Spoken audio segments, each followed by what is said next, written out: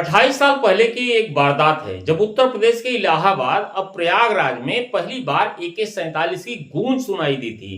तारीख थी 13 अगस्त 1996। इलाहाबाद में समाजवादी पार्टी के विधायक जवाहर यादव उर्फ जवाहर पंडित की हत्या कर दी गई थी।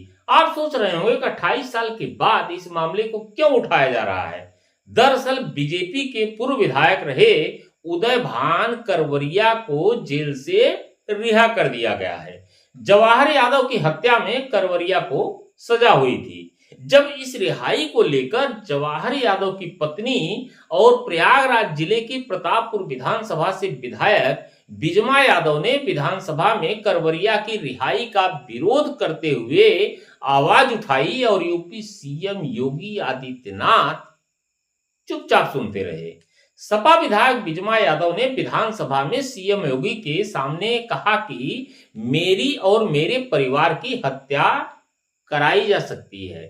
सदन में उन्होंने कहा कि मेरे पति विधायक थे, उनके साथ 3 लोग की हत्या कर दी गई। दिन दहाड़े AK-47 चलाने वालों को अब बरी कर दिया गया, कल हमारी भी हत्या हो सकती है। विधायक बिजमा यादव ने विधानसभा में क्या कहा, या पति के सिविल लाइन प्रयागराज में हत्या हुई। पहली बार प्रयागराज में 47 चली। मेरे पति के ऊपर विधायक थे, उनके साथ 3 लोगों की हत्या हुई, 2 लोग घायल हुए। मैं इधर उधर घूमती रह गई। 18 साल बाद मैं न्यायालय से मुझे न्याय मिला। वो मुलजिमों का मैंने जेल के अंदर किया। जेल के अंदर करते हुए सरकार ने इसी बीच में मुकदमा वापस करना चाह रही थी। मैं हाई कोर्ट गई, फिर हाई कोर्ट से मुझे न्याय मिला, जेल मुकदमा वापस नहीं हुआ। 8-10 साल जेल काटते हुए उनका जीवन सजा हुआ। इतना इनका चरित्र अच्छा है कि दिन दिनारे AK-47 चलाने वाले उदय भान करवरिया, कपिल करवरिया, सूरभान करवरिया, एक बुआ का लड़का कल्लू करवरिया, नाम जब मुख्यमंत्री जी बैठे, मैं भी एक महिला हूं। मेरे पति की हत्या होने के बाद यही सरकार उनके चरित्र देख के राज्यपाल जी ने उनको बरी किया गया। मैं मुख्यमंत्री जी से कहना चाहती हूँ, मुख्यमंत्री जी आप एक महिलाओं के आप सुरक्षित करते हैं। मेरे पति के ऊपर AK-47 दिन दिनारे चलाया गया, आज सरकार उनको बरी करा जा रहा। कल हमारे भी हत्या हो सकता है, हमारे परिवार का हत्या हो सकता है, तो इसकी जिम्मेदार सरकार होती है। मैं 2 बात और कहूंगी मुख्यमंत्री जी, इतने बड़े माफिया को प्रयागराज में AK-47 वालों का बरी किया जा रहा। ऐसे गुनाह, ऐसे लोग बहुत छोटे छोटे मुकदमा में जेल काट रहे हैं, फिर उनको भी बरी किया जाए। बता दें कि बीजेपी के पूर्व विधायक उदय भान करवरिया की हाल ही में जेल से रिहाई हुई है। इस रिहाई पर सवाल उठाए जा रहे हैं।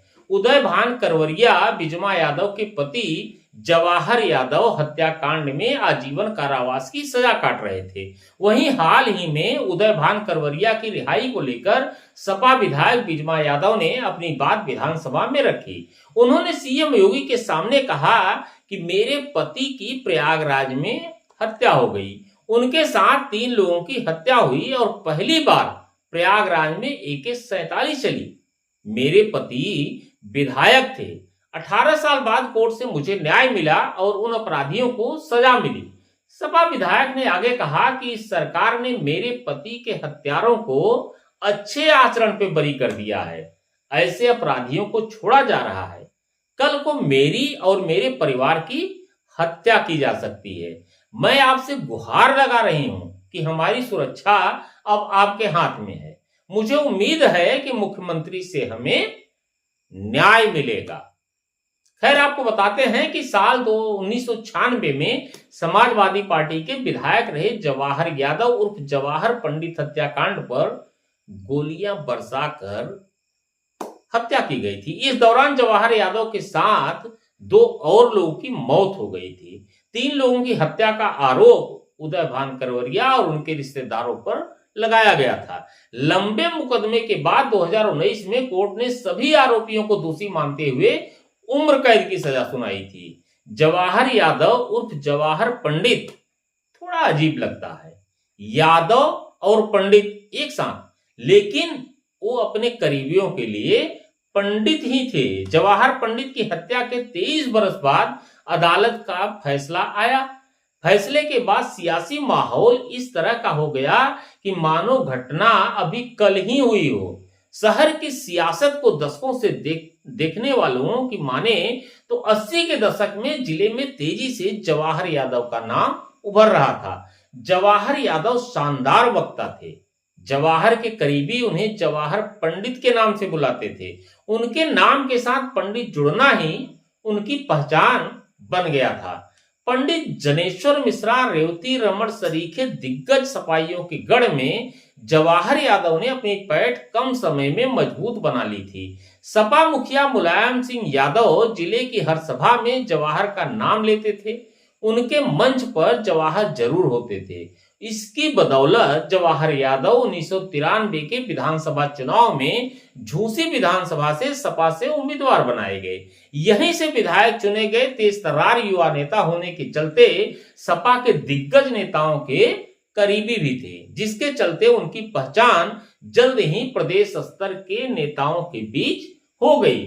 जवाहर यादव अशोकनगर में अपने परिवार के साथ रहते थे। यहीं उनके भाई सुलाकी यादव, जिनकी पहचान एक दबंग नेता के भाई की रही, इस हत्याकांड में सुलाकी यादव ने ही करवरिया बंधुओं को आरोपी बनाया था। इन्हीं की तहरीर पर मुकदमा दर्ज हुआ था। बताते हैं कि जवाहर यादव की मां की बड़ी भक्ति, देवी मां की बड़ी भक्ति। अशोकनगर स्थित उनके पैतृक आवास पर देवी का पुराना मंदिर है, जिसमें 24 घंटे देसी घी का दिया जलता था। जवाहर सुबह शाम कई घंटों पूजा करते थे। उनके मिलने वाले ऐसे समय में जाते थे कि पूजा से पहले या पूजा के बाद जाएं, नहीं तो घंटों बैठना पड़ता था। मंदिर में पूजा की वजह से उनके करीबी उन्हें पंडित के नाम से पुकारते थे। धीरे धीरे उनके नाम के साथ पंडित सब जुड़ गया। लोग उन्हें जवाहर यादव से ज्यादा जवाहर पंडित कहने लगे। खैर, बात करते हैं घटना की। 13 अगस्त 1996 को जवाहर यादव की AK-47 से गोली मारकर हत्या कर दी गई थी। इस मामले में विधायक जवाहर यादव के भाई सुलाकी यादव ने सिविल लाइंस थाने में मुकदमा दर्ज कराया था। इस मामले में पूर्व बसपा सांसद कपिल मुनि करवरिया, पूर्व भाजपा विधायक उदय भान करवरिया, पूर्व MLC सूरज भान करवरिया और रामचंद्र उर्फ कल्लू महाराज को अभियुक्त बनाया गया था। इस मामले में 23 साल 2 महीने 18 दिन बाद फैसला आया था। अदालत में दाखिल पुलिस की केस डायरी के मुताबिक यह वारदात इलाहाबाद, मौजूदा में जिसे प्रयागराज नाम बदल दिया गया है, के पैलेस थिएटर और राजकरण टाकीज के चौराहे के बीच सरेराम हत्या की गई थी। उस समय शाम के करीब 4 बज रहे थे। झूसी विधायक जवाहर यादव अपनी मारुति कार में सवार होकर यहां पहुंचे थे। इतने में मारुति वैन में उनका पीछा करते आए उदय भान करवरिया ने ओवरटेक कर इनकी गाड़ी को रोका और दनादन फायरिंग करते हुए उनकी हत्या कर दी। इस घटना में जवाहर यादव के साथ उनके साथी गुलाब और एक राहगीर कमल कुमार दीक्षित की मौत हो गई थी, जबकि जवाहर यादव के निजी गनर कल्लन यादव और पंकज श्रीवास्तव गोली लगने से गंभीर रूप से घायल हो गए थे। मूल रूप से जौनपुर के रहने वाले झूसी विधायक जवाहर यादव 80 के दशक में रोजी रोटी की तलाश में इलाहाबाद आए थे। यहाँ उन्हें बोरा सिलने का काम मिला था, इसलिए मुश्किल से अपने परिवार का पालन पोषण कर पाते थे। जवाहर यादव ने इसी दौरान जल्दी पैसा कमाने की गरज से रेत खनन और शराब के काम में हाथ आजमाया और सफल भी हो गए। संयोग से सपा के संस्थापक मुलायम सिंह यादव की नजर उनके ऊपर पड़ गई और उन्हें 1993 के चुनाव में झूसी विधानसभा सीट से सपा का उम्मीदवार बना दिया और वे चुन भी लिए गए। विधायक बनने के बाद जवाहर यादव खनन और शराब के धंधे में खुलकर खेलने लगे थे। चूंकि उत्तर प्रदेश में इस तरह के धंधे में 2 ही गैंग उस समय सक्रिय थे। एक गैंग केंद्र गोरखपुर से संचालित हो रहा था। इसके मुखिया स्वर्गीय हरिशंकर तिवारी थे। वहीं दूसरा गैंग इलाहाबाद में भुक्कल महाराज के अंडर में था। हालांकि भुक्कल महाराज की हत्या हो गई और अतीक अहमद धंधे को कब्जाने की फिराक में था। उसी समय भुक्कल का बेटा उदयभान करवरिया ने भी अपने हाथ पांव पसारने शुरू कर दिए। चूंकि राजनीतिक संरक्षण की वजह से जवाहर यादव इस धंधे में भारी पड़ने लगे थे। ऐसे में उदयभान करवरिया को खतरा महसूस होने लगा और उसने जवाहर यादव को रास्ते से हटाने का फैसला कर लिया। लिहाजा अगस्त 1996 में एक रणनीति के तहत जवाहर यादव की हत्या को अंजाम दे दिया गया। जवाहर यादव की पत्नी बिजमा यादव के मुताबिक इस घटना के बाद प्रदेश में चाहे बीजेपी की सरकार रही हो या बीएसपी की, उदयभान करवरिया को सभी का वरद हस्त हासिल था। यहां तक कि राष्ट्रपति शासन के दौरान भी किसी पुलिस वाले ने इस घटना की फाइल खोलने की हिम्मत नहीं दिखाई। हालांकि बाद में इलाहाबाद से बीजेपी के तत्कालीन सांसद मुरली मनोहर जोशी की पहल पर मामले की जांच सीबीसीआईडी को सौंप दी गई। सीबीसीआईडी ने 20 जनवरी 2004 को जांच पूरी कर चार्जशीट दाखिल कर दिया। बावजूद इसके पुलिस ने उदयभान करवरिया पर हाथ डालने की हिम्मत नहीं की। फिर आया साल 2012 और प्रदेश में फिर से सपा की सरकार बन गई। उस समय सीएम अखिलेश यादव बने थे। ऐसे में मौका देकर बिजमा यादव सीएम अखिलेश यादव से मिली और अपने पति के लिए न्याय की गुहार लगाई। इसके बाद सीएम अखिलेश के निर्देश पर पुलिस हरकत में आई। पुलिस ने करवरिया बंधुओं के खिलाफ घेराबंदी शुरू की और साल 2013 में उन्हें सरेंडर करना पड़ा। साल 2017 में यूपी में बीजेपी की वापसी हुई तो उदयभान की पत्नी नीलम करवरिया मेजा सीट से बीजेपी के ही टिकट पर विधायक चुन ली गई। विधायक बनने के बाद नीलम करवरिया ने इस मुकदमे को खत्म कराने के लिए काफी दबाव बनाया। चूंकि सभी सबूत करवरिया बंधुओं के खिलाफ थे, इसलिए कोर्ट ने बाकी सभी पक्षों को नकारते हुए इन्हें आजीवन कारावास की सजा सुना दी।